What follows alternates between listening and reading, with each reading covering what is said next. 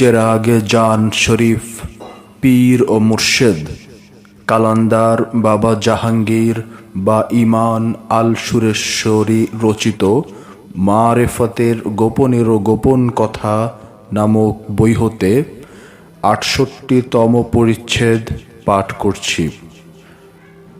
আমি ও আমরার রহস্য। এক গ্লাস ভর্তি জলকে যদি প্রশ্ন করা হয় তুমি কে, উত্তরটি আসবে আমি জল বা পানি। এক কলসি ভরা জলকে যদি প্রশ্ন করা হয় তোমার নামটি কি, উত্তর আসবে আমি জল বা পানি। এক পুকুর জলকে যদি প্রশ্ন করি তুমি কে, উত্তরটি আসবে আমি জল বা পানি। খাল ভরা জলকে যদি প্রশ্ন করা হয় উত্তরটি আসবে আমি জল বা পানি। প্রবাহিত নদীকে যদি প্রশ্ন করা হয় তাহলে একই উত্তর আসবে, বলবে আমি জল বা পানি। দিগন্ত বিস্তৃত বিশাল সাগরকে প্রশ্ন করলে সেই সাগরও একই কথা বলবে।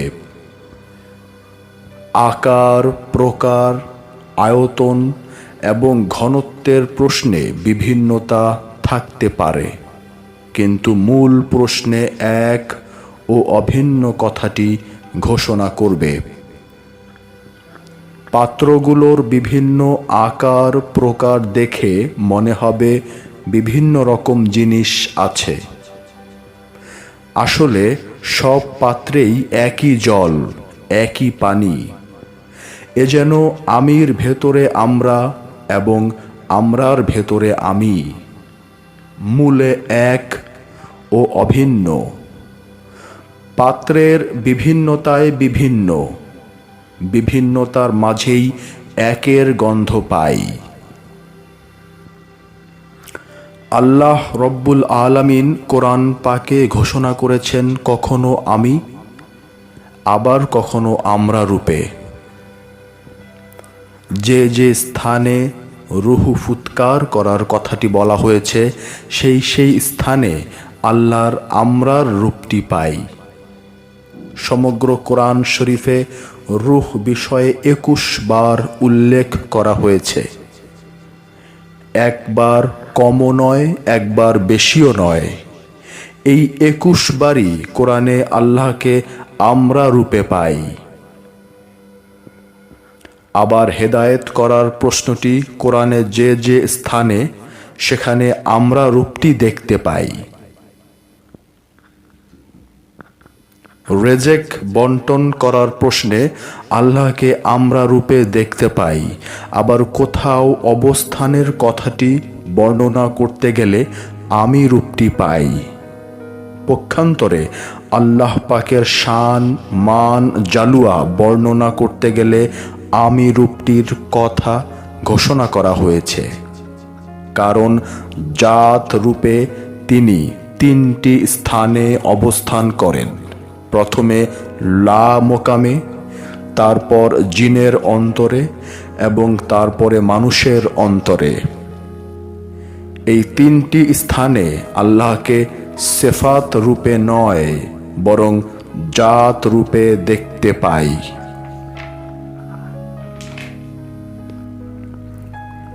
৬৯ নম্বর পরিচ্ছেদ। যারা বাকির বয়ান শোনায়। ওহাবিরা গুরুই মানেন না এবং কিছু ফেরকা বা দল এক ইসলামে আছে যারা গুরু তথা পীর মানে, কিন্তু পীর কেমন হবে তার সংজ্ঞা তথা ব্যাখ্যা দিয়েছে। কি সুন্দর ব্যাখ্যা! কোরআনের তফসির জানতে হবে, মিশকাত শরীফ জানতে হবে, মাসলা মাসাইল জানতে হবে ইত্যাদি।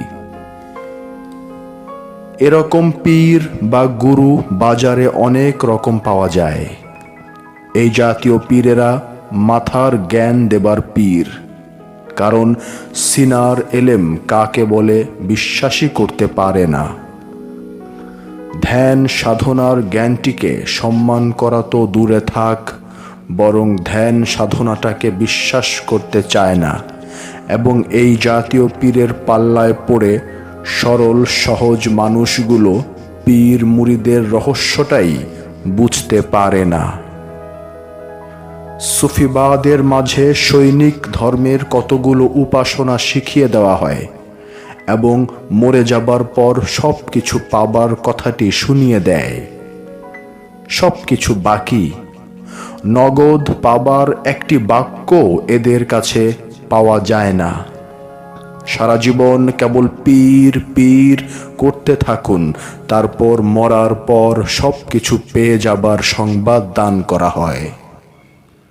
এরা সুফিবাদের নাসুত, মালাকুত, জবরুত এবং লাহুত মোকামগুলোর কিছুই জানে না এবং জানা থাকলেও ভাষা ভাষা মৌখিক কতগুলো কথা জানে, কিন্তু আসল কথাগুলোর কিছুই জানে না। এরা আরো মারাত্মক এবং এদের ফাঁদেই পা দুটো একবার আটকালে আর ছুটে যাবার উপায় থাকে না।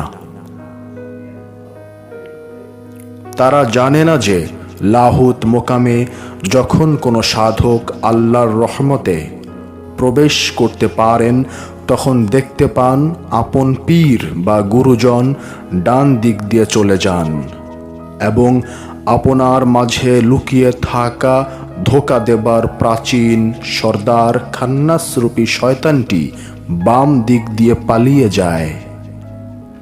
তখন সাধক কেবল নিজেকেই দেখতে পান। তখন এক এক সাধক এক এক রকম ভাবে বলে ফেলেন। কোনো সাধক বলে ফেলেন আমি সত্য, কোনো সাধক বলে ফেলেন এই জব্বার ভেতরে আল্লাহ ছাড়া কেহ নাই, কেউ বলে ফেলেন আমি আমার পীর, আমি আমার মুরিদ, কোনো সাধক বলে ফেলেন তিনি আমি, আমি তিনি, ইত্যাদি ইত্যাদি। এই জন্য ঝট করে মুরিদ হতে নাই, দেখে শুনে কিছুদিন বুঝে তারপর সিদ্ধান্ত নিতে হয়। অবশ্য তকদির নামক বিষয়টি দাঁড়িয়ে থাকে, এ যেন পদে পদে জ্বালা আর যন্ত্রণা। কেন এতগুলো কথা বলতে গেলাম? এ জাতীয় কথা তো আরও বলা হয়েছে। এজন্য বললাম যে ওহাবিরা সুফিবাদ মানে না এবং যারা সুফিবাদের পিলার তথা স্তম্ভ তাদেরকেই কাফের বলে এবং সোজা বলে দেয় যে পীর পূজা ইসলামেতে নাই।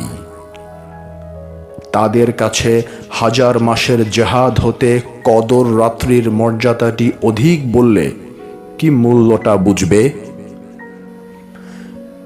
এদের ব্যাখ্যা পড়লে এবং টেলিভিশনে এদের বয়ান শুনলে অবাক হবেন। ৭০তম পরিচ্ছেদ। দড়িকে সাপ মনে করে মানুষ অনেক ভুল করে। আপেক্ষিকতার ওপর দাঁড়িয়ে আমরা যিশুকে খ্রিস্টান বানাই এবং খ্রিস্টান ধর্মের প্রবর্তক বলে প্রচার করি। মূসাকে ইহুদি বানাই এবং ইহুদি ধর্মের প্রবর্তক বলে প্রচার করি। গৌতমকে বুদ্ধ বানাই এবং বৌদ্ধ ধর্মের প্রবর্তক বলে প্রচার করি। কৃষ্ণকে হিন্দু বানাই এবং হিন্দু ধর্মের প্রবর্তক বলে প্রচার করি। মহাবীরকে জৈন বানাই এবং জৈন ধর্মের প্রবর্তক বলে প্রচার করি। জরথুস্ত্রকে পার্শিক বলি এবং পার্শিক ধর্মের প্রবর্তক বলে প্রচার করি, কারণ আপেক্ষিকতার হাতুড়ির আঘাত আমাদের চৈতন্যের ওপর আঘাত হানে সার্বজনীনতাকে আলিঙ্গন করার শিক্ষা দিতে। এতে কেউ শিক্ষা নিতে পারে, আবার কেউ পারে না। অধম লিখক যেটাকে তকদিরের লিখন বলি। কারণ এরকম দার্শনিক ব্যাখ্যা সবাই বুঝতে পারবে না বলেই লিখতে অনেকটা বাধ্য হই। আউয়ালুনা মুহাম্মদ, আওসাতুনা মুহাম্মদ, আখিরুনা মুহাম্মদ, কুল্লানা মুহাম্মদ, তথা প্রথমে আমরা মুহাম্মদ, মাঝখানে আমরা মুহাম্মদ, শেষে আমরা মুহাম্মদ এবং সবাই আমরা মুহাম্মদ। কি অপূর্ব সার্বজনীন পবিত্র বাণী! প্রতিটি ধাপে আপেক্ষিকতার দর্শন, কিন্তু সবটুকু মিলালে যদি সার্বজনীন হয়, তাহলে যিশু কি করে খ্রিস্টান ধর্ম প্রচার করেছেন? এই ডাহা মিথ্যাটি যারা প্রচার করে মানুষের মগজ ধোলাই করছে, তারা কি নোংরামির সংকীর্ণ অন্ধকার গলিতে হাঁটছে না? তাহলে মুসা কি করে ইহুদি ধর্ম প্রচার করেছেন? এই ডাহা মিথ্যাটি যারা প্রচার করে মানুষের মগজ ধোলাই করছে, তারা কি নোংরামির সংকীর্ণ অন্ধকার গলিতে হাঁটছে না? হযরত ইব্রাহিম যদি ইসলাম ধর্ম প্রচার করে থাকেন এবং ইসলামই প্রচার করেছেন, তাহলে তার বহু পরে যে সকল নবী এসেছেন এবং বেশিরভাগ নবী ইব্রাহিমের বংশধর এবং তার অনুসারীরা অবশ্যই একটিমাত্র ধর্ম ইসলাম প্রচার করে গেছেন।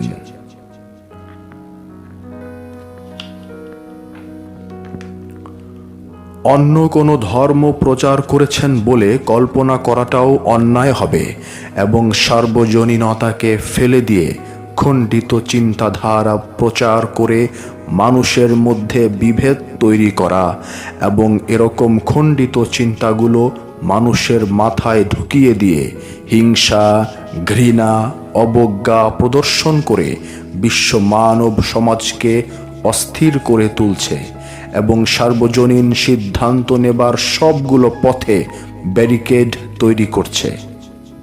দল, গোত্র আর দলীয় সাইনবোর্ড কাঁধের উপর ঝুলিয়ে মারামারি, কাটাকাটি, কাদা ছোড়াছুড়ি করা যায় এবং দুনিয়াতে তা এত বেশি করা হয়ে গেছে যে এখন এরকম অপমানজনক পরিস্থিতি হতে মুক্তি দিয়ে চলছে বিজ্ঞান তথা জ্ঞানের ধারণকারীরা।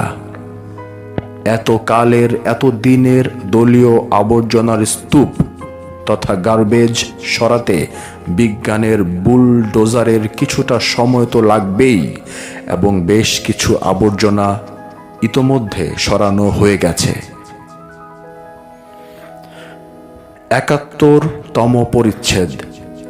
সত্যের ওপর মিথ্যার এত বোঝা কেন? আল্লাহর আইন ছাড়া আর কোনো আইন মানি না। এই একবিংশ শতাব্দীর দ্বার প্রান্তে দাঁড়িয়ে সেই খারেজিদের পুরানো বিভ্রান্তিকর এবং টোপ গিলে খাবার মতো সেই একই স্লোগানটি কি এখনো প্রচার করা হচ্ছে না? এবং বিভ্রান্তির মরীচিকায় কত সহজ সরল মুসলমানদের পা এদের ফাঁদ পাতা স্লোগানে আটকিয়ে যাচ্ছে এবং বিভ্রান্তির সাগরে পড়ে হাবুডুবু খাচ্ছে। এরকম দৃশ্য কি অহরহ চোখে পড়ছে না? এই একবিংশ শতাব্দীর দ্বার প্রান্তে দাঁড়িয়ে সত্যিই আসল আর নকল চিনতে বারবার ভুল করি। তাই হয়তো বলা হয়েছে যে এমন এক যুগ আসবে যখন হাতে জ্বলন্ত কয়লা রাখার মতো ঈমান ঠিক রাখতে কষ্ট হবে। ভুল অনুবাদ, ভুল ব্যাখ্যা আর জাল হাদিস এতই মতভেদ তৈরি করেছে। শুনতে কেমন লাগে যে ইমাম আহমদ ইবনে হাম্বল কত কষ্ট হাসি মুখে সহ্য করে 10 লক্ষ হাদিস সংগ্রহ করেছিলেন আগতকালের মুসলমানদেরকে উপহার দিয়ে যেতে। এত হাদিস সংগ্রহ করতে গিয়ে নিজেকে তিলে তিলে বিলিয়ে দিয়েছেন, কিন্তু যখন তিনি যাচাই বাছাই করতে গিয়েছেন তখন তাকে আরো বেশি কষ্ট করতে হয়েছে। একবার চোখ দুটো বুজে ভেবে দেখুন তো, 10 লক্ষ হাদিস কি চারটিখানি কথা? এবং এই হাদিসগুলোতে এত বেশি ভেজাল হাদিস ঢুকে পড়েছে যে 9,70,000 হাদিস তিনি একদম বাদ দিয়ে দিলেন এবং মাত্র 30,000 হাদিস তিনি গ্রহণ করেছেন। ইমাম আহমদ ইবনে হাম্বলের জামানায় যদি এত মিথ্যা হাদিস বানানো হয়ে থাকে, তো সেই সময়কার শিক্ষিত মুসলমানদের চরিত্র সততার প্রশ্নে কত মারাত্মক নিম্নমানের ছিল। 72তম পরিচ্ছেদ। কলুষিত আমিত্ব তথা খুদি মাধ্যমকে ঘৃণা করে। ফার্সি ভাষায় চশমে মস্তে আজাবে, জুলফে দারাজে আজাবে। আমির খসরু পীরের প্রশংসা করার পরপরই নিজের প্রশংসা করেছেন, কিন্তু নিজের প্রশংসার মধ্যে আমিত্ব তথা ইগো বা খুদির অস্তিত্ব আছে কি নাই বুঝতে কষ্ট হয়। যেমন পরের লাইনে বলেছেন, আমার উৎসর্গকৃত মস্তকটিও অপূর্ব এবং আমার মনের যে শক্তি তাও অপূর্ব। অর্থাৎ আমার মস্তকটি তোমাকে উৎসর্গ করতে পেরেছি সেটাও অপূর্ব, এবং আমার মনের মধ্যে যে বিশাল শক্তি ছিল, যে শক্তির বলে উৎসর্গ করতে পেরেছি তাও তো অপূর্ব। ফার্সি ভাষায় উব নাজে আজাবে মন বানায়া যে আজাবে। আমির খসরুর পুরো গজলটাই এইভাবে রচনা করেছেন। গজলটি বেশ বড়। আমির খসরু অবশেষে বলেছেন যে, ধর্ম বিষয়ে অনেক লেখাপড়া করে অবশেষে বুঝতে পারলাম যে পীর পরস্তি হক পরস্তি তথা পীর পূজার মাধ্যমে আল্লাহর দর্শন পাওয়া যায়। পীরের মাধ্যম ছাড়া আল্লাহকে পাওয়া যায় না, কারণ আল্লাহ সর্বশক্তিমান হয়েও তার বাণী তথা কালাম ধরাধামে পাঠাতে গিয়ে একটি মাধ্যম নয়, বরং দুইটি মাধ্যম গ্রহণ করেছেন। প্রথম জিব্রিল, তারপর নবী রাসূল। আল্লাহ মাধ্যম গ্রহণ এজন্যই করেছেন যে তিনি সব কিছুর মালিক এবং সব বিষয়ে সর্বক্ষমতার একমাত্র মালিক হয়েও বান্দাকে পরোক্ষভাবে শিক্ষা দিচ্ছেন যে বান্দাকেও উসিলা তথা পীর ধরেই অগ্রসর হতে হবে। কলুষিত খুদি মাধ্যম নিতে চায় না। আমিত্বের কলুষিত প্রচণ্ডতা মাধ্যমকে ঘৃণা করে এবং কলুষিত যুক্তি তর্কের মায়াজাল তৈরি করে সরল মানুষকে পথ হারা করে। প্রচণ্ড আমিত্ব কোনো প্রতীক গ্রহণ করে না, অদেখা অজানার মাঝেই নিমগ্ন থাকে। পীরের ধ্যান ছাড়া আপন পরিচয় পাবার নিয়ম আমার জানা নাই।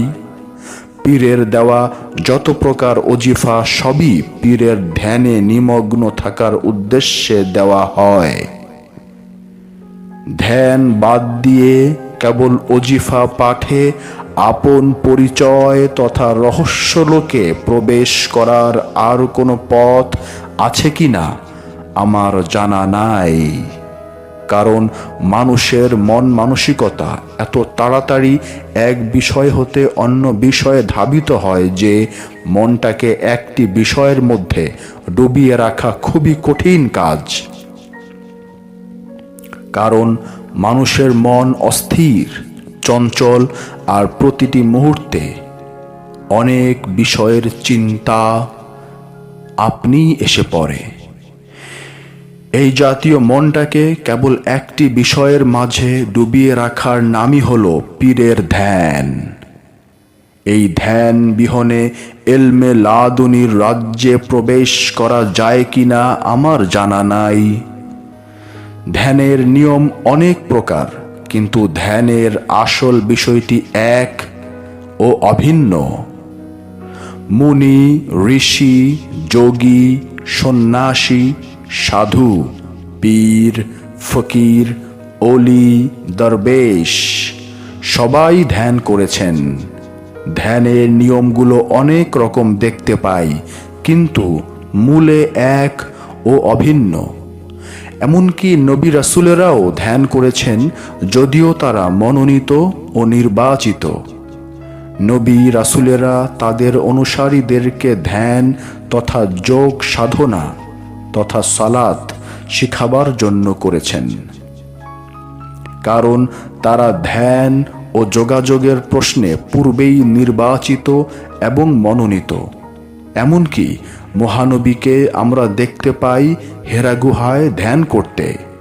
তিনি ধ্যানের ঊর্ধ্বে, কারণ আদমের দেহ ধারণের অনেক আগেই তিনি নবী। এই ধ্যান ও যোগ সাধনাকেই আরবি ভাষায় দাইমি সালাত বলা হয়। কোরআনের মারেজের 23 নম্বর আয়াতটি এর একটি উজ্জ্বল দৃষ্টান্ত। দাইমি সালাতে প্রবেশ করার জন্যই অনেক নবী রাসূল অনেক রকম আনুষ্ঠানিক সালাত প্রদান করেছেন। আনুষ্ঠানিকতার প্রশ্নে অনেক প্রকার, কিন্তু মূলে এক ও অভিন্ন। এই সামান্য কথাটুকু বুঝবার অভাবে আমাদের মধ্যে ভুল বুঝাবুঝি, মত পার্থক্য দেখা দেয়। পরিশেষে ফেরকাবাজি, হানাহানি, মারামারি এবং খুন খারাবিতে মানব সমাজ বহু ভাগে বিভক্ত হয়ে পড়ে এবং পড়েছি। এজন্যই কোরআনুল কারিমে মূল সালাতের উল্লেখ করা হয়েছে এবং আনুষ্ঠানিক সালাতের নিয়ম পদ্ধতির উল্লেখ পাওয়া যায় না। কারণ প্রথম নবী আদম, তারপর নূহ হতে ঈসা পর্যন্ত সবার উপর সালাত কায়েমের নির্দেশ কোরআন পায়, কিন্তু তাদের সালাত কায়েম করার জন্য এক এক নবীর এক এক রকম আনুষ্ঠানিক নিয়মের উল্লেখ পায়। মূল বিষয়টি কোরআন বারবার উল্লেখ করা হয়েছে। ৭৩তম পরিচ্ছেদ, মোহমুক্ত জীবনী আদর্শের জীবন। মানুষকে লোভী করে বানানোর কথাটি আল্লাহ বললেন, কেবল সাধারণ ভাষায় বলেননি, বলেছেন নিশ্চয়ই লোভী রূপে। কিন্তু যিনি মুসল্লি, তিনি সব রকম লোভ হতে মুক্ত। সব রকম লোভ হতে মুক্ত হতে না পারলে কোরআনের ভাষায় সে মুসল্লি নয়, মানুষ লোভী। কিন্তু যিনি লোভ জয় করতে পেরেছেন, তিনি মুসল্লি। বিশেষ করে ধন লোভ, কর্তৃত্বের লোভ সামাজিক ভারসাম্যটিকে দুর্বল করে দেয়। কোনো বিশেষ লোভের কথা না বলে সব রকম লোভে আচ্ছন্ন কম বেশি থাকে বলে মানুষকে লোভী বলেছেন আল্লাহ। সম্পদের প্রতি লোভের কথা বলতে গিয়ে তো রূপক ভাষায় আল্লাহ বলেছেন যে মুখে মাটি না পড়া পর্যন্ত মানুষের লোভটি থেকে যায়। অথচ মুসল্লির সংজ্ঞা দিয়ে কোরআনে আল্লাহ বলেছেন যে সর্বপ্রকার লোভ হতে যে মুক্ত হতে পেরেছে সেই মুসল্লি। এরকম মুসল্লি সমাজ জীবনে কজন থাকতে পারে?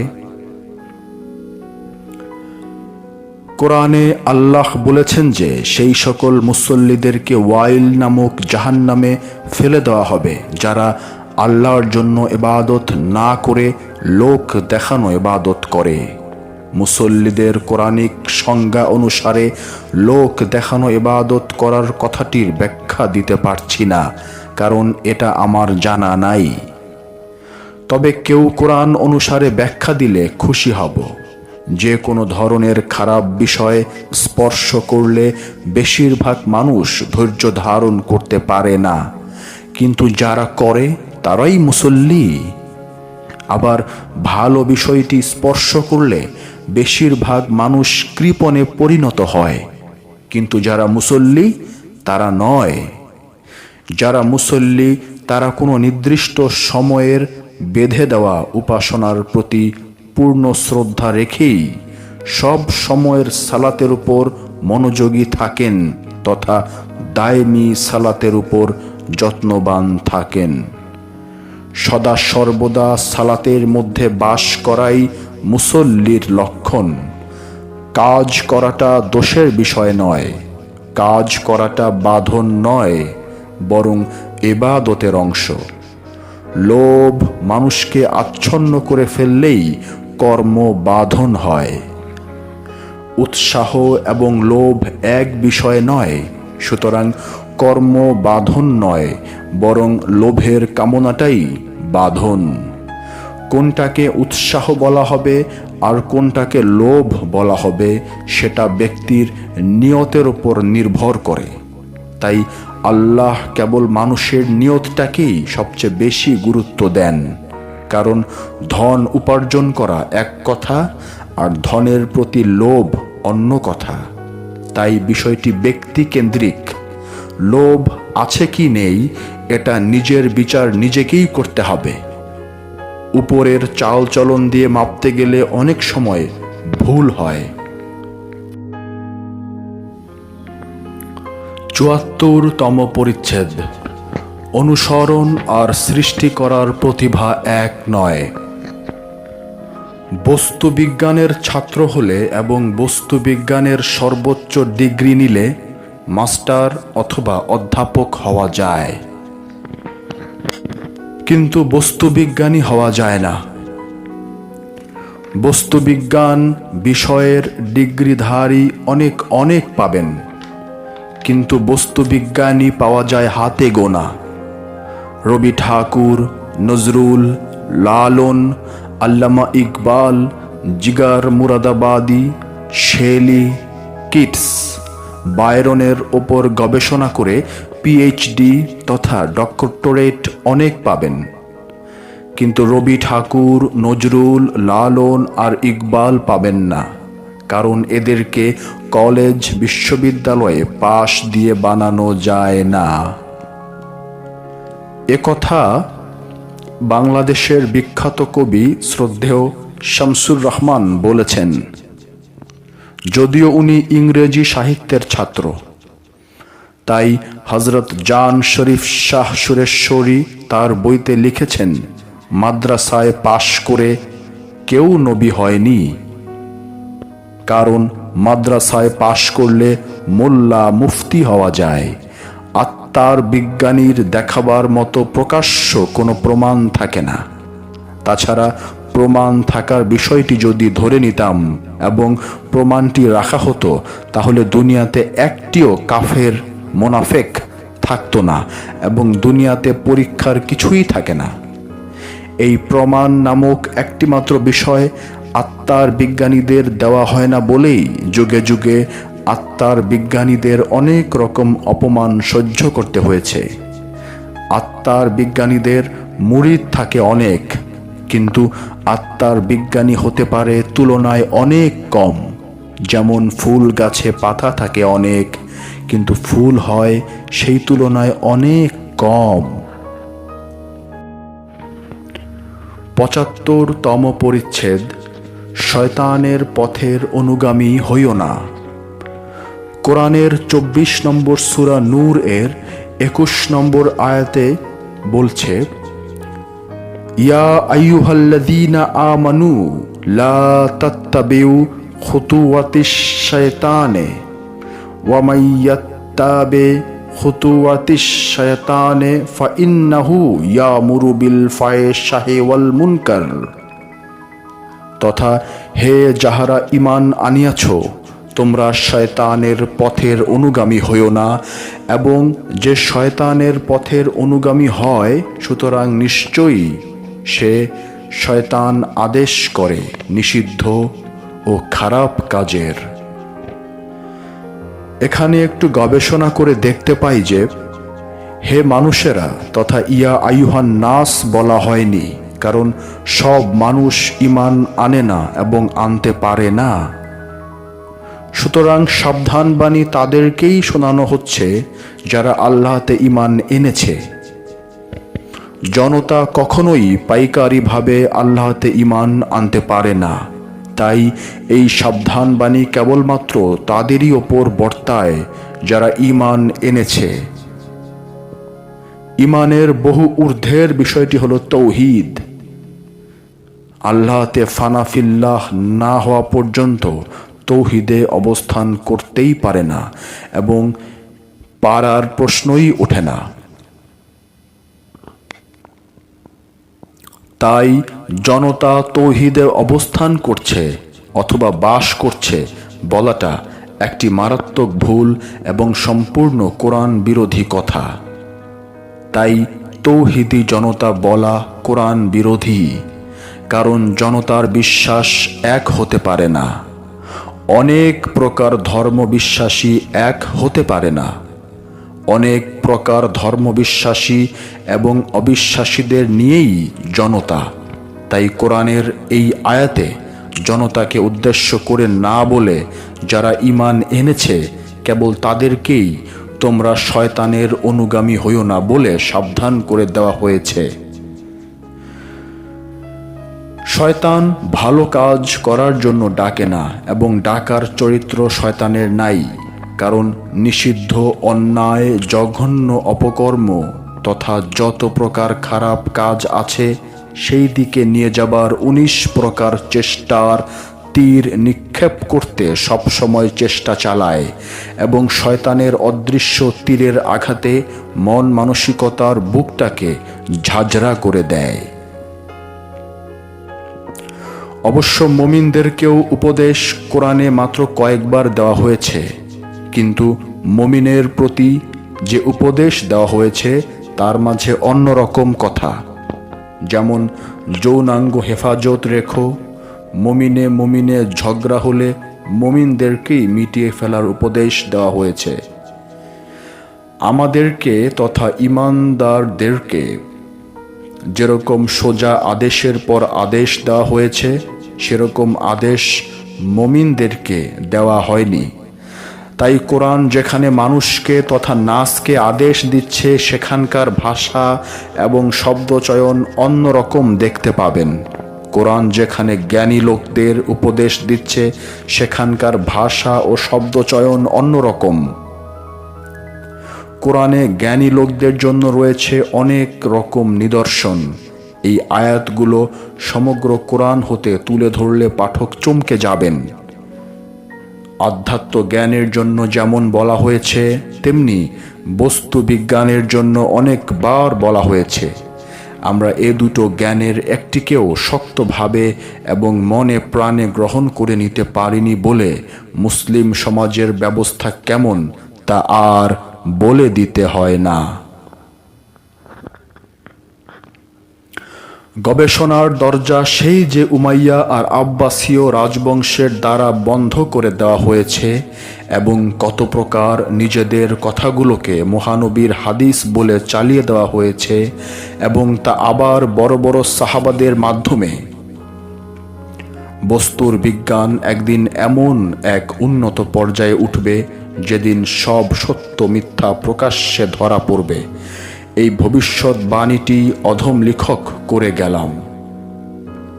এই লাইনটি আমি আবার পড়ছি। বস্তুর বিজ্ঞান একদিন এমন এক উন্নত পর্যায়ে উঠবে যেদিন সব সত্য মিথ্যা প্রকাশ্যে ধরা পড়বে। এই ভবিষ্যৎবাণীটি অধম লেখক করে গেলাম। শয়তান বাহিরে নাই, শয়তান আপন দেহেই অবস্থান করে। দেহের বাহিরে কোনো শয়তান নাই এবং থাকতে পারে না। ডিমের বাহিরে বাচ্চা নাই, যদিও ডিম একটি উপাদেয় খাদ্য, কিন্তু বাচ্চা পাবার আশা করলে ডিমের ওপরেই নির্ভর করতে হবে। যারা ডিমকে কেবল খাবার বিষয় ভাবে তারা সাধারণ মানুষ, আর যারা ডিম হতে বাচ্চা কিভাবে ফুটানো যায় চিন্তা করে তারা হলো আমানু তথা ঈমানদার।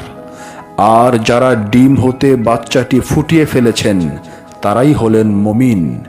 বাচ্চাকে কেমন করে বড় করতে হয় সেই উপদেশটি কেবল মুমিনদের জন্য, মুমিন ডিমের বিষয়টি নিয়ে নানা রকম চিন্তা ভাবনায় মশগুল থাকেন এবং ডিমে কি কি আছে, ডিমে কি কি উপকার হয়, এরকম অনেক রকম চিন্তায় যারা বিভোর থাকেন তাদের বলা হয়েছে আলবাব তথা জ্ঞানী। শয়তান যে 19 প্রকার আমার জানা মতে প্রতারণার ফাঁদ পেতে রেখেছে, সেই ফাঁদগুলো কোরআন বারবার আমানুদেরকে তথা ঈমানদারদেরকে বুঝিয়ে সাবধান করে দিচ্ছেন। শয়তান যে 19 প্রকার আমার জানা মতে প্রতারণার ফাঁদ পেতে রেখেছে, সেই ফাঁদগুলো কোরআন বারবার আমানুদেরকে তথা ঈমানদারকে বুঝিয়ে সাবধান করে দিচ্ছে। ৭৬তম পরিচ্ছেদ, রূপকের পর্দায় ঢেকে থাকে সত্য। কোরআনের 18 নম্বর সূরা কাহাফের 63 নম্বর আয়াতে বলা হয়েছে, ওয়ামা আনসানিহু ইল্লাশ শায়তানু আন্নাজকুরাহু, তথা এবং সেই কথা মাছ বিষয়ে একমাত্র শয়তানি ভুলাইয়া দিয়াছে, অতএব সেই কথা আমি মনে রাখতে পারি নাই। কোরআনের এই আয়াতটি খুবই সুন্দর একটি রহস্যের বলয়। গবেষণায় বিস্তারিত না লিখে খুবই ছোট করে লিখতে গেলে বলতে হয় যে ভাজা মাছটি জীবিত হয়ে সরু পথ অথবা সুড়ঙ্গ পথ হয়ে সাগরে নেমে গেল।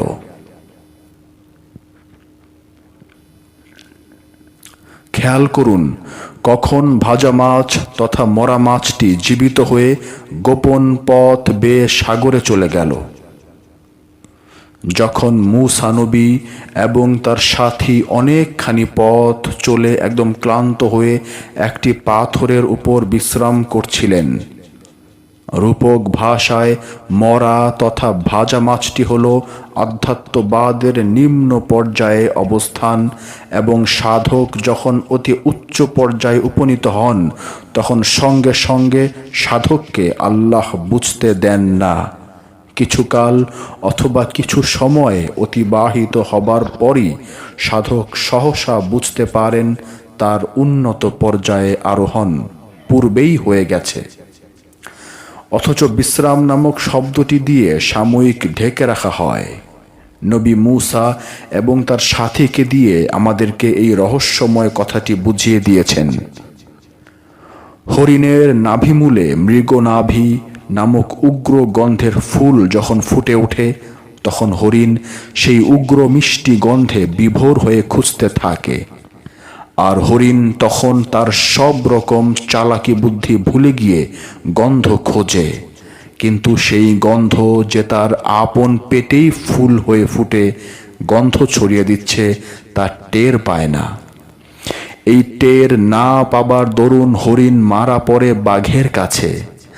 আপন রব যখন আপনার ভেতর হতে ক্রমেই জাগ্রত হতে থাকে এবং যখন পরিপূর্ণভাবে ফুটে ওঠে তখন সাধক কিছু সময় এই নতুন পর্যায়টিকে বুঝে উঠতে পারে না অথবা বুঝতে দেওয়া হয় না আল্লাহর তরফ হতে। তাই রূপক ভাষায় শিলাখণ্ডে বিশ্রাম নেবার কথাটি বলা হয়েছে। আল্লাহ পাক যেহেতু কোনো প্রকার দোষ করেন না, সেই হেতু শয়তান শব্দটিকে ব্যবহার করা হয়েছে। এখানে অহংকারী ইবলিশ শব্দটি ব্যবহার করা হয়নি এবং বিদ্রোহী বা বিতাড়িত মারিদ তথা মরদুদ শব্দটিও ব্যবহার করা হয়নি, কারণ চরম আধ্যাত্ম জ্ঞান অর্জন করার পথে যে বাহির হয়েছে তার তো মারিদ তথা বিদ্রোহী হবার প্রশ্নই উঠে না, এবং সর্বোচ্চ জ্ঞান পাবার পথে অগ্রসর হবার পর তেমনি অহংকার হবারও প্রশ্নই উঠতে পারে না। তাই ইবলিশ শব্দটি এবং মরদুদ শব্দটির একটিও ব্যবহার করা হয়নি।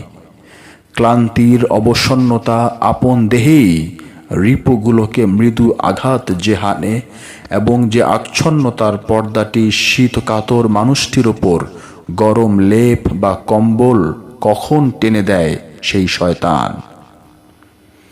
তাই তো শরীয়তে বড়, মাঝারি এবং ছোট শয়তান রাখা হয়েছে। বিমূর্তের পাশেই মূর্ত না থাকলে জিজ্ঞাসা, গবেষণা এবং সন্দেহ আর সাধনার রূপগুলো ঢাকা পড়ে যায়।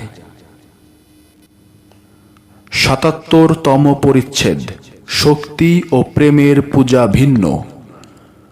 জন্মলগ্ন হতে একটি শিশুর মাঝে পূর্ণাঙ্গ মানব চরিত্রের চিত্রটি কম বেশি লুকিয়ে থাকে। অহংকার, হিংসা, লোভ, অস্থিরতা, কৃপণতা আর প্রতিযোগিতা নামক গুণগুলো তো থাকবেই। পূর্ণ মানব রূপটি ধারণ করার সময় এগুলো কম বেশি দেখতে পাই। হিংস্রতা মানব চরিত্রের একটি অংশ বলেই সিংহ নামক একটি হিংস্র প্রাণীকে বনের রাজা বানানো হয়েছে। অথচ তৃণভোজী হাতিটি যে বনের অঘোষিত রাজা, এটা জানা থাকা সত্ত্বেও রাজা বানানো হয়নি। বনের এমন কোনো জীব নেই যে হাতিকে সমীহ না করে। সিংহ, বাঘ এবং যে কোনো হিংস্র প্রাণী হাতির ধার দিয়েও আসা যাওয়া করে না। এমনকি পানিতে বাস করা কুমির নদীর কিনারায় চুপ করে থাকে বনগরু ধরার জন্য।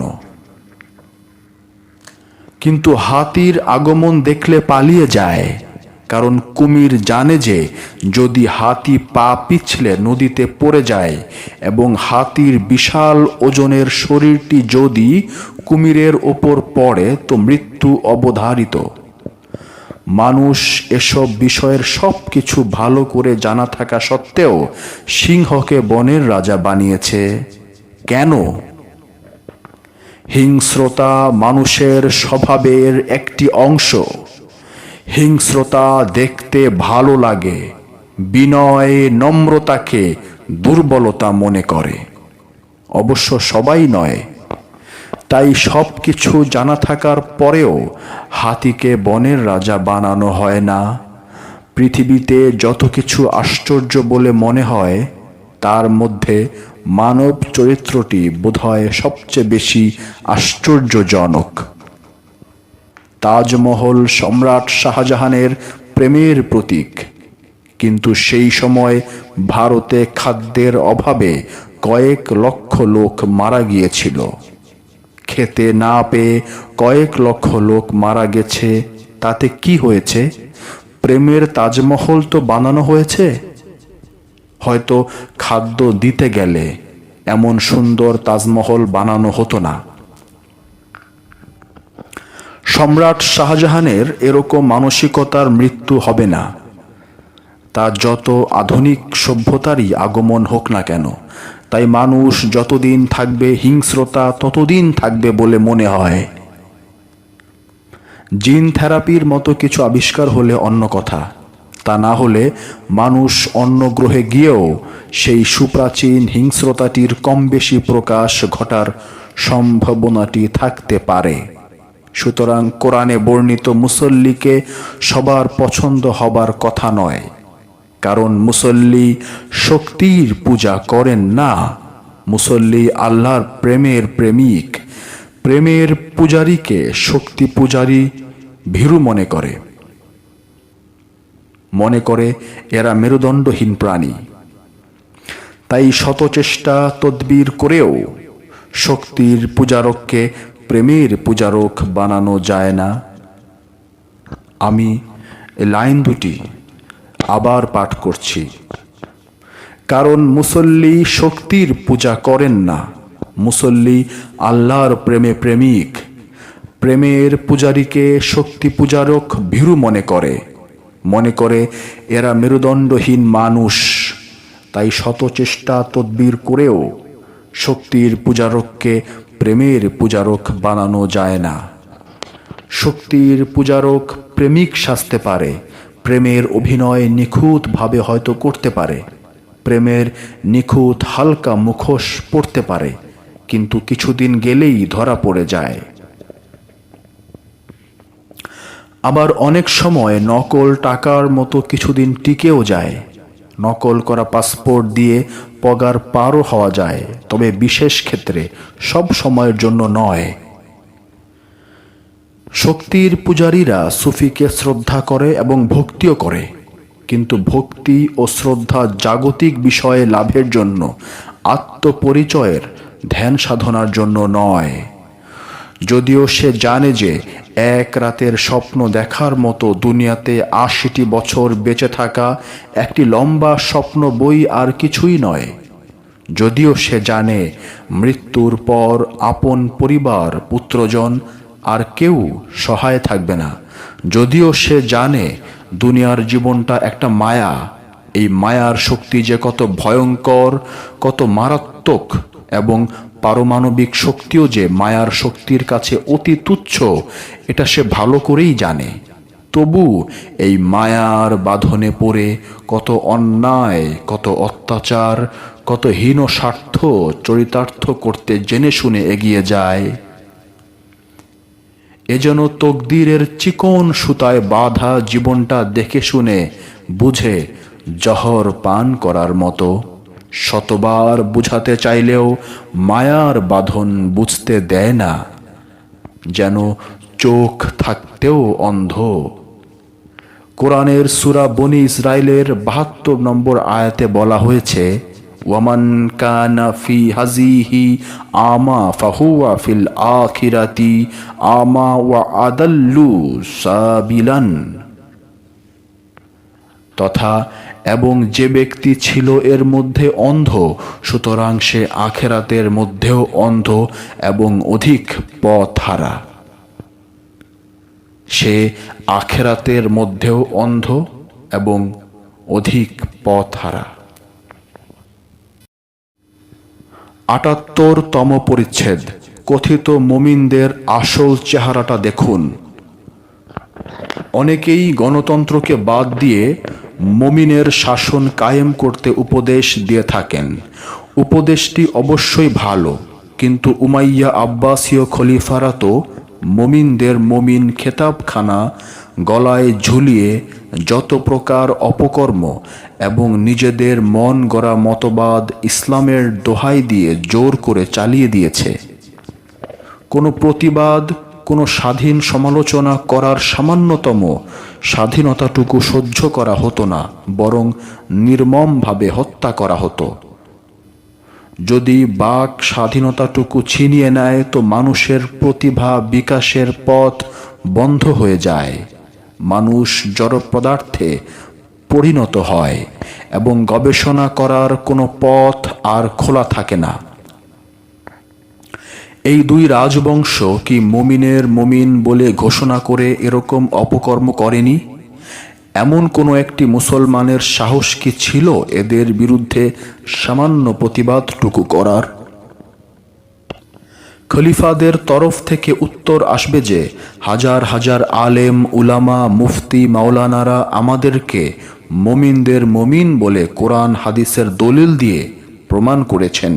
তোমরা তো অতি সাধারণ মানুষ, তোমরা আলেম উলামাদের মর্তবা কেমন করে বুঝতে পারবে? তবুও একদম থেমে থাকেনি। মুসলমানদের মধ্যে কিছু কিছু প্রতিভা প্রকাশিত হয়েছিল। কিন্তু যদি গণতন্ত্র থাকত, বাক স্বাধীনতা থাকত, সবার মতামত প্রকাশ করার স্বাধীনতা থাকত, তাহলে বহু প্রতিভার জন্ম হতো। আজ আমরা কেন লজ্জাজনকভাবে পেছনে পড়ে থাকব?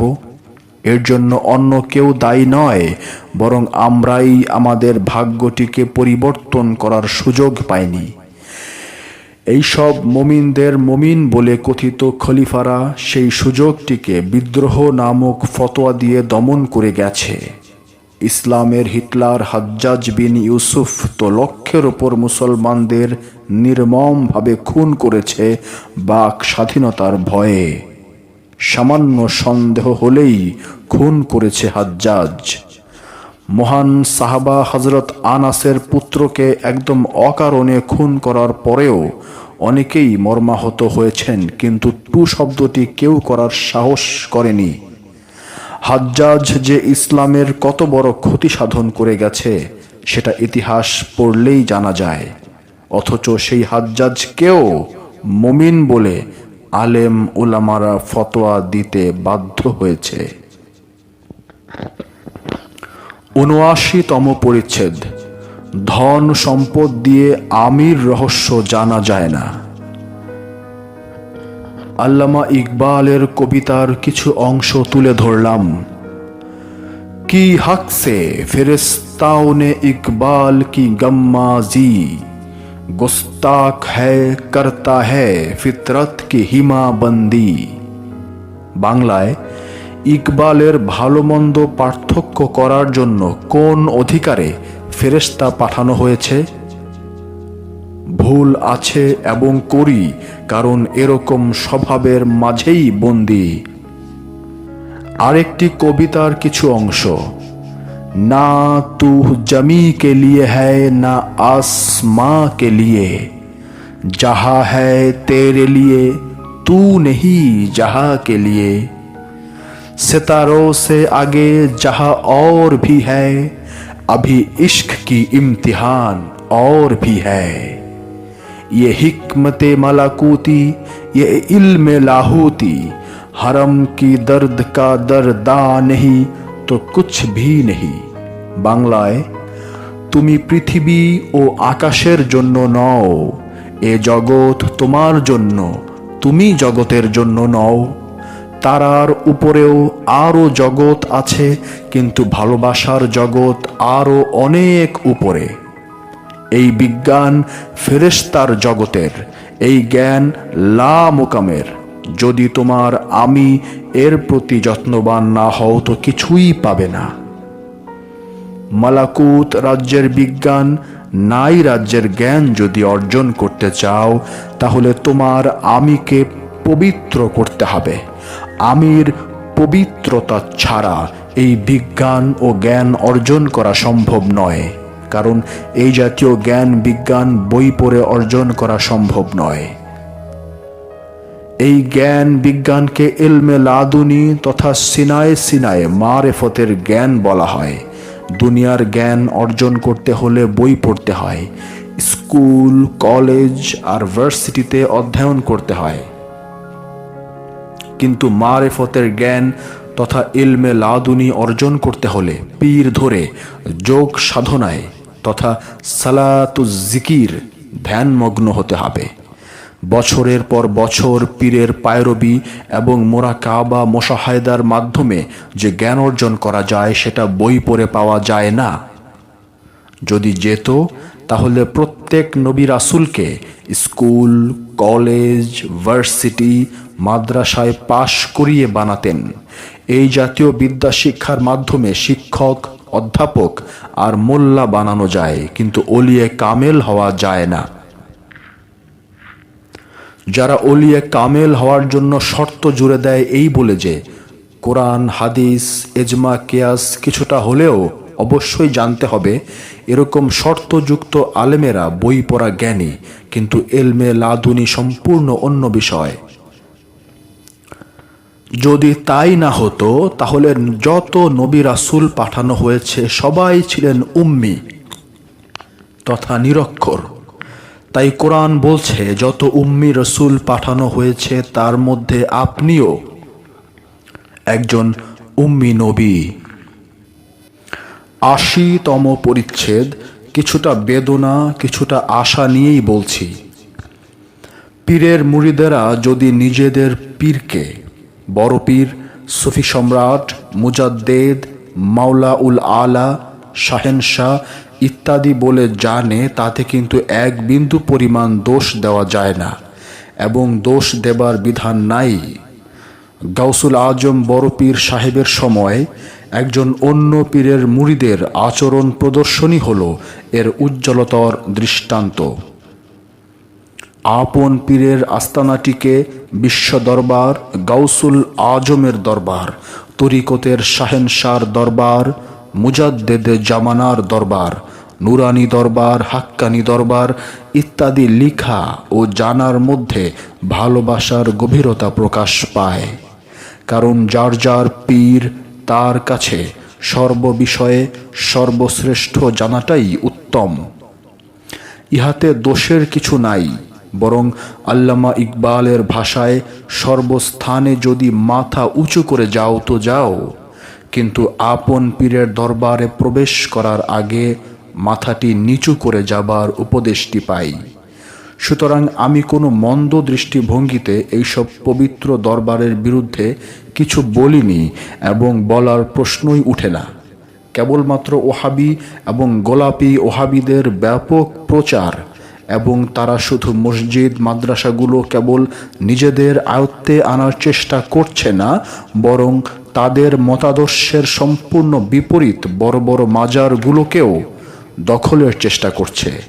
এমতো অবস্থায় জরুরি ভিত্তিতে আমাদের একটি সংগঠনের খুবই প্রয়োজন এবং অলিদের রচিত বইগুলিকে অনুবাদ করে ব্যাপক প্রচারে নেমে পড়ার জন্যই অভিমানের ভাষায় লিখছি, যাতে আমাদের ভবিষ্যৎ অন্ধকারের দিকে ধাবিত হতে না হয়। তারই জন্য এই সতর্ক বাণীটি বারবার উচ্চারণ করছি। সুফিবাদের ওপর রচিত বইগুলো যাতে পাওয়া যায় তার জন্য প্রতি জেলায় কম করে হলেও একটি করে লাইব্রেরি থাকা প্রয়োজন মনে করি। কারণ সুফিবাদের ওপর রচিত বই বিক্রি করতে চায় না বলেই আমরা বই পাবার ঠিকানা হিসাবে দরবার,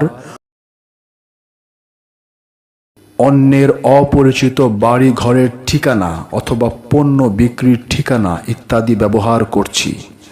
যেমন আমার রচিত বইগুলো পাইকারি দরে পাবার ঠিকানাটি আমারই ডিসপেন্সারির ঠিকানা বাধ্য হয়ে দিতে হচ্ছে।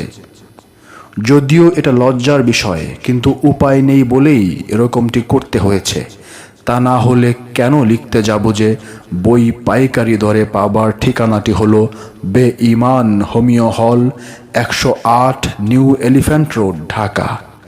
এটা তো বই বেচার ঠিকানা হতে পারে না, কিন্তু উপায় নেই বলেই এমনটা করতে হচ্ছে।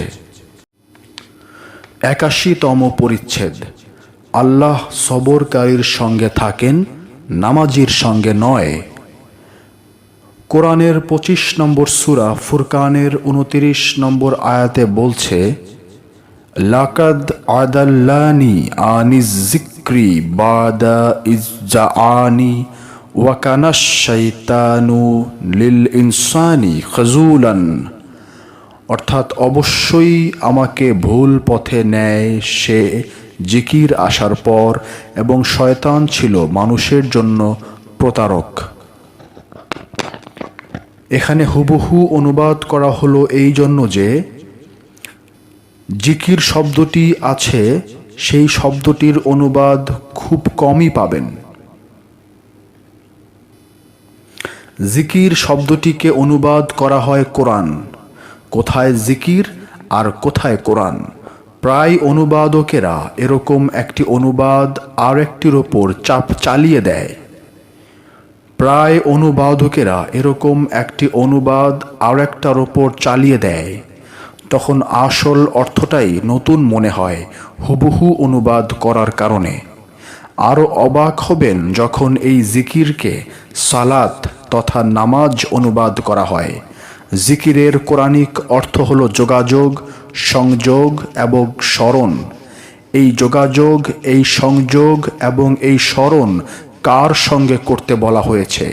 আল্লাহর সঙ্গে সংযোগ আর স্মরণের প্রচেষ্টার নাম হলো জিকির। আমানু তথা ইমানদারের সংযোগ প্রচেষ্টার সাধনার পথে বারবার আঘাত হানে এবং এই জিকির সাধনায় শয়তান ভুল পথে নিয়ে যায়। যদি সাধক এই জিকিরের সাধনায় একাগ্র মন ও প্রতিজ্ঞা নিয়ে এগিয়ে যেতে থাকে, তখন শয়তানের 19 প্রকার আঘাত খেতে খেতে অগ্রসর হতে হয়। কারণ সাধক জানে যে হাঁটতে শিখতে হলে আছাড় খেতে হবেই, সাঁতার শিখতে হলে পানি অনিচ্ছায় পান করতে হবেই। তারপর যখন হাঁটা এবং সাঁতার কাটায় পাকা হয়ে ওঠেন, তখন আর খেতে হয় না। এখানে একটু লক্ষ্য করুন, বলা হচ্ছে জিকির আসার পর ভুল পথে নিয়ে যায়, কিন্তু জিকির এবং সালাত যখন কায়েম হয়ে যায় তখন আর ভুল পথে নেবার প্রশ্নই ওঠে না। সুতরাং এই শয়তানের 19 প্রকার ধোঁকা দেবার ফাঁদগুলো হতে মুক্তি পাবার জন্য সাধককে বিরাট ধৈর্য ধারণ করতে হয়। ধৈর্য ধারণ করতেই হবে, অন্যথায় জিকির ও সালাত কায়েম করা যায় না। কারণ কোরআন ধৈর্য ধারণকারীদেরকে যে সম্মান দান করেছে, সেই রকম সম্মান আমি কোরআন গবেষণা করে আর কোথাও পাইনি। কারণ জিকির, নামাজ, রোজা, হজ, জাকাত ইত্যাদি, এমনকি দান খয়রাত করার বিষয়টিতে পর্যন্ত শয়তানের কুমন্ত্রণা খপ্পরে পড়ার সমূহ বিপদ থাকে।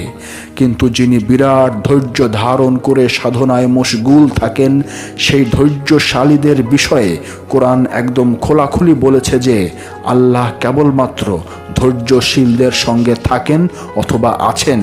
তাই আল্লাহ ঈমানদারদেরকে লক্ষ্য করে বলেছেন ধৈর্যের সাথে এবং সালাতের সাথে ডাকতে, বলেছেন বেসব্রে ওয়াস সালাতে। লক্ষ্য করুন, প্রথমে ধৈর্য, পরে সালাত।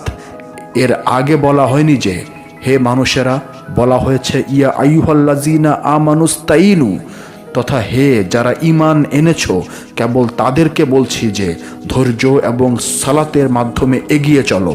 কিন্তু আরেকটু গবেষণা করে দেখুন যে আল্লাহ জোর দিয়ে কোরআনে বলেছেন যে নিশ্চয়ই আল্লাহ ধৈর্য ধারণকারীদের সঙ্গে আছেন, অর্থাৎ ইন্নাল্লাহা মাআস সাবিরিন। আল্লাহ একদম খোলসা করে বলে দিলেন যে নিশ্চয়ই আল্লাহ সবরকারীদের সঙ্গে থাকেন। একজনের সঙ্গে নয়, বরং প্রত্যেক সবরকারীর সঙ্গে আল্লাহ থাকেন বলে ঘোষণা করলেন। 82তম পরিচ্ছেদ, বিশ্ব সমাজ ব্যবস্থা, এর উত্থান ও পতন। যারা গজনীর সুলতান মাহমুদের মতো বৈভবের অন্ধ পূজারী হয়ে লক্ষ নরনারীকে খুন করে রক্তের বন্যা বয়ে দিয়ে লুণ্ঠন করেছে ধনসম্পদ, গজনীর এই কুখ্যাত নরপশু সুলতান মাহমুদকে অনেক কুলাঙ্গার মুসলমানেরা বাহবা দেয়। কারণ এই সেই নরপিশাচ সুলতান মাহমুদ যে হিন্দু ধর্মের ওপর প্রচণ্ড আঘাত হেনে ভারতের সবচাইতে বড় মন্দির সোমনাথকে চূর্ণ বিচূর্ণ করে জিঘাংসার হাসি হেসেছে। যারা আমেরিকার প্রেসিডেন্ট ট্রুম্যানের মতো অ্যাটম বোমা বিস্ফোরণ করে জাপানিকে করেছে মাতৃহারা পিতৃহারা রিক্ত শিশু, যারা জার মুকুট পরহিত নিষ্ঠুর নৃপতি আইভেন দ্য টেরিবলকে লক্ষ লক্ষ জনতা শুনিয়ে দিয়েছিল তোর মতো পাপিষ্ঠ রাজা যে ঈশ্বরের গির্জায় প্রবেশ করে, সেই গির্জা কখনোই ঈশ্বরের গির্জা হতে পারে না। যারা জ্ঞানীর ভান করে জ্ঞানীর পূজারীর চামড়া গায়ে দিয়ে দার্শনিক সক্রেটিসের মতো মহামানবকে নিজ হাতে হেমলক বিষ পান করিয়ে মেরেছে, যারা সম্রাট নিরোর মতো নির্দয় নিষ্ঠুরতার দৃষ্টান্ত হয়ে আছে, যারা আপন মাকে যে হত্যা করে রোম নগরীতে আগুন ধরিয়ে আগুনের লেলিহান অগ্নিশিখা দেখিয়ে আনন্দের বাঁশি বাজিয়েছে, যারা আলেকজান্ডারের মতো রণহিংসায় মত্ত হয়ে পার্সপোলিস শহর অগ্নিদগ্ধ করে মানুষের বুক ফাটা চিৎকার শুনে হেসেছে নির্দয়তার হাসি, যারা দারায়ুসের ছেলে জারারেক্সের মতো মার্বেল পাথরের সিংহাসনে উপবিষ্ট হয়ে মানুষের করুণ কান্নায় পেয়েছে আবেশ বিহ্বল রক্তিম স্বপ্নের ছোঁয়া, যারা বঙ্কিমচন্দ্রের মতো গণ্ডি সাহিত্যের আবির্ভাব ঘটিয়ে মুসলমানকে লাঞ্ছিত করে পদদলিত করে অপমানিত করে গণ্ডির মুখে বাহবা পেয়েছে, তারা কি পরম করুণাময় ঈশ্বরের হাতের পরশমণির কণ্ঠহার পেয়েছে? তাদের এই ক্রুদ্ধতার ক্রোধানল কি নরককুণ্ডের লেলিহান অগ্নিশিখায় পরিণত হবে না? তাদের এই গণ্ডি সাহিত্য বলির পাঠার মতো শিরচ্ছেদ করে মৃত্যুদণ্ড কার্যকর হবে না? পাশবিক শক্তি মানুষের শ্রেষ্ঠতম শক্তি নয়, শ্রেষ্ঠতম শক্তি মানুষের আত্মিক শক্তি। সেই শক্তিকে উদ্বুদ্ধ করো, জাগিয়ে তোলো, দাঁড়াও আপন পায়ে ভর দিয়ে। ত্যাগ করো সেই লোভের পণ্য মাদক দ্রব্য। সর্বজনীন বিষয়ে সত্যাশ্রয়ী হও, নির্ভীক হও, মৃত্যুঞ্জয়ী হও। দেখতে পাবে মুক্তি পরপারে রত।